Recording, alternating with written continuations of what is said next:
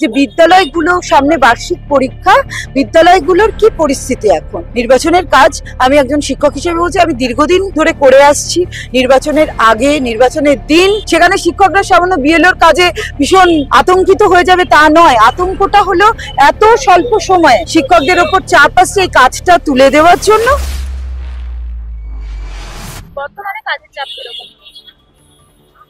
বর্তমানে কাজের চাপ ভীষণ রয়েছে এবং প্রতিনিয়ত কাজ একটা মানে এই সময়ের মধ্যে, সময়ের অনেক আগে, ধার্য সময়ের আগে কমপ্লিট করে দেওয়ার জন্য মানে চাপ আসছে উপর থেকে। হ্যাঁ, বিএলওদের ডেটা এন্ট্রির কাজ করতে হচ্ছে, যেটা এদের বরাদ্দ কাজ ছিল না। তার কারণ বিএলওদের কাজ যেটা, তার মধ্যে কিন্তু ডেটা এন্ট্রির কাজটা পড়ে না। হ্যাঁ, এটা একটা বাড়তি প্রেশার এবং এইটার জন্যই কিন্তু আজকে এই যে আত্মহত্যার ঘটনাগুলো ঘটেছে বা হার্ট অ্যাটাকে মৃত্যুর ঘটনাগুলো ঘটছে, এগুলো অতিরিক্ত প্রেশার। কারণ যে এজের মানুষদের এই কাজগুলো, সবাইকে বলছি না, কারণ শিক্ষকরা বা বাদ বাকি যারা সরকারি কর্মচারী এরা কোনোদিন নির্বাচনের কাজ করতে ভয় পায় না।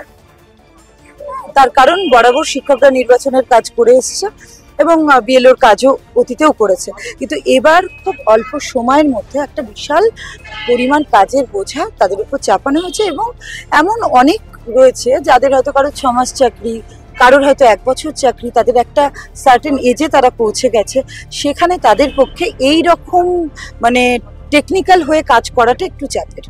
নির্বাচন কমিশনের তরফ থেকে বলা হচ্ছে আপনাদের নাকি 99% কাজ সমাপ্ত হয়ে গিয়েছে, সত্যি কি তাই? সেটা ডেটা বলতে পারবে না। অনেক বিএলওর কিন্তু এই কাজ মানে আমরা যতটা জানি, আমরা যতটা শুনেছি হয়নি। অনেকেরই প্রচুর বাকি, যার জন্যই তো তারা চাপে পড়েছে, তাই না? তো আজকে যদি সবার কাজ একইভাবে কমপ্লিট হয়ে যেত বা তাদের ডেটা কি বলছে সেটা তো আমরা বলতে পারবো না, কিন্তু আমরা যতটা বাস্তব পরিস্থিতিটা দেখতে পাচ্ছি সেক্ষেত্রে কিন্তু কাজ অনেকেরই অনেকটাই বাকি রয়েছে। হ্যাঁ, সেই প্রেশারেই তো তারা নিতে পারছে না, সেই প্রেশারেই তো এই ঘটনাগুলো ঘটছে। অনেকে দেখছেন তারা অসুস্থ হয়ে গেছে এবং অনেকে আত্মহত্যা করছে, কিন্তু বিজেপির তরফ থেকে বলা হচ্ছে যে আপনারা টিএমসি দিয়ে দেবেন, এটা আপনাদের দাগিয়ে দেওয়া হচ্ছে। দেখুন, বিএলও তো কে টিএমসি, কে তৃণমূল, কে সিপিএম এরকম কোনো রাজনৈতিক দল হিসাবে দেখে কাউকে বিএলও ডিউটি দেওয়া হয়নি। সেখানে বিএলও ডিউটি দিয়ে একটা বিশাল সংখ্যক শিক্ষককে মানে নেওয়া হয়েছে এবং সেই শিক্ষকের এইভাবে বিশাল সংখ্যক শিক্ষক নেওয়ার ফলে বিদ্যালয়গুলোর পরিস্থিতি এই দিকটা কিন্তু দেখা হচ্ছে না। এই দিকটা কিন্তু বারবার এটা বলা হচ্ছে, কিন্তু এই দিকটা দেখা হচ্ছে না যে বিদ্যালয়গুলো সামনে বার্ষিক পরীক্ষা, বিদ্যালয়গুলোর কি পরিস্থিতি এখন। কারণ কোনো স্কুল থেকে প্রায় 90% শিক্ষক বিএলওর কাজে নিযুক্ত, ঠিক আছে? সেখানে বিদ্যালয়ের পরিস্থিতিও ভীষণ খারাপ এবং এখানে কোনো রাজনৈতিক এটা নয়, এটা বারবার এটা বলা হচ্ছে যে বিএলও অধিকার রক্ষা কমিটি, যারা বিএলওদের স্বার্থে এই আন্দোলনটা। এখানে আমি কোনো রাজনৈতিক ব্যাপার বলতে চাই না বা আমার মনে হয় আছে, কারণ এই সমস্যা সবার। আজকে যার প্রাণহানি হয়েছে হয়তো খোঁজ নিলে দেখা যাবে সে সম্পূর্ণ অন্য রাজনৈতিক দলের একটা মানুষ যে চাপটা নিতে পারেনি। হ্যাঁ, এবং কোনোদিনও আমি এই কথাটা বারবার বলবো যে বারবার বলা হচ্ছে বিভিন্ন মিডিয়াতে বা বিভিন্ন জায়গায় বলা হচ্ছে যে বিএলওরা টিচাররা কাজ করতে পারছে না বা তারা কাজ করতে চাইছে না, তারা কর্মবিমুখ। এটা কিন্তু পুরোপুরি ভুল কথা। কারণ শিক্ষকরা দীর্ঘদিন ধরে, এবং নির্বাচন হয়ই, শিক্ষকদের একটা বড় অংশ সেখানে না থাকলে হয় না। নির্বাচনের কাজ আমি একজন শিক্ষক হিসেবে বলছি, আমি দীর্ঘদিন ধরে করে আসছি। নির্বাচনের আগে, নির্বাচনের দিন এবং নির্বাচনের পরে কাউন্টিং অবধি শিক্ষকরা কিন্তু সেখানে কাজ করছে। সেখানে শিক্ষকরা সামান্য বিএলওর কাজে ভীষণ আতঙ্কিত হয়ে যাবে তা নয়। আতঙ্কটা হলো এত স্বল্প সময়ে শিক্ষকদের ওপর চাপ আসছে এই কাজটা তুলে দেওয়ার জন্য। এবং যেটা সব থেকে বড় কথা, এই কাজের জন্য তাদের পর্যাপ্ত সময় বরাদ্দ করা হয়নি। এবং যেটা মনে হয় যে অনেকে আছে, অনেক শিক্ষকরা রয়েছে যারা একটা সার্টেন এজে পৌঁছে গেছে, শারীরিকভাবে হয়তো অনেকে অসুস্থ, তারা সেটা বারংবার বলা সত্ত্বেও তাদের ডিউটি তাদের থেকে নেওয়া হয়নি। এই জন্য কিন্তু এই ঘটনাগুলো ঘটছে। এবং এই ঘটনাগুলো দেখুন, আমরা যে রাজনৈতিক দলেরই হই বা যে কাজই আমরা করি, আজকে রাজ্য জুড়ে যে ঘটনাগুলো ঘটছে এটা নিশ্চয়ই আমাদের কাছে আকাঙ্ক্ষিত নয়। সেটা যে কারণেই ঘটুক, আত্মহত্যা বা এরকম হার্ট অ্যাটাকের মতো ঘটনা, এটা কিন্তু আমাদের কাছে আকাঙ্ক্ষিত নয়, কারোর কাছেই নয়। না আমরা আমাদের সহকর্মী হিসেবে যারা আছে তাদের সাথে ঘটছে, তাদের পরিবারের জন্য, এমনকি নির্বাচন কমিশনের জন্যও না।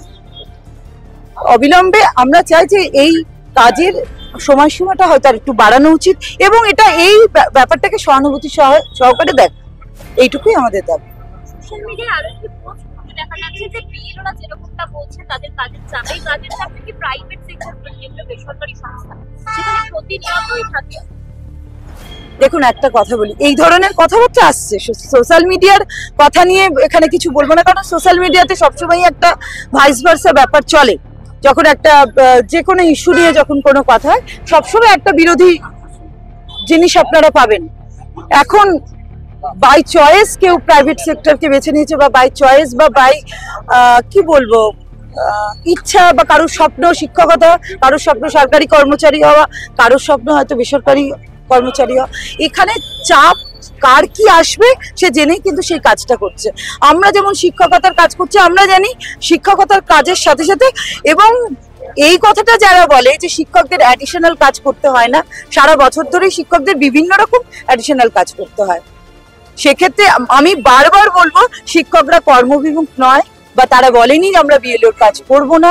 কিছু বাড়তি প্রেশারের জন্য আজকে এই ঘটনাটা ঘটছে। যদি শিক্ষকরা এটাই বলতো, তাহলে আন্দোলন হয়তো আরো অনেক আগে হতো, যে বিএলও কাজ আমরা করব না, বিএলও কাজ আমাদের করার কথা না, বা নির্বাচনের কোনো কাজের সাথে আমরা যুক্ত থাকবো না। এটা কি শুনেছেন কোনো শিক্ষকরা বলেছে? বা এখনো শিক্ষকরা এটা বলছে না। যতদূর আমার মনে হয় এই বাড়তি কাজের প্রেশারে যে ঘটনাগুলো ঘটছে, যে মর্মান্তিক ঘটনাগুলো ঘটছে, এটা অভিপ্রেত নয়, এটা কারোর কাছে অভিপ্রেত নয়। এবং আমরা শিক্ষক হিসেবে এবং তাদের সহকর্মী সহযোদ্ধা হিসেবে তাদের পাশে আছি, এটুকু বলতে চাই। আশা তো সবসময় একটা পজিটিভ লক্ষ্য নিয়ে, যে কোনো আন্দোলন বলুন, যে কোনো ধর্ণা বলুন, একটা পজিটিভ লক্ষ্য নিয়ে আমরা এগিয়ে যাই, সেটা এখন ভবিষ্যৎ বলবে।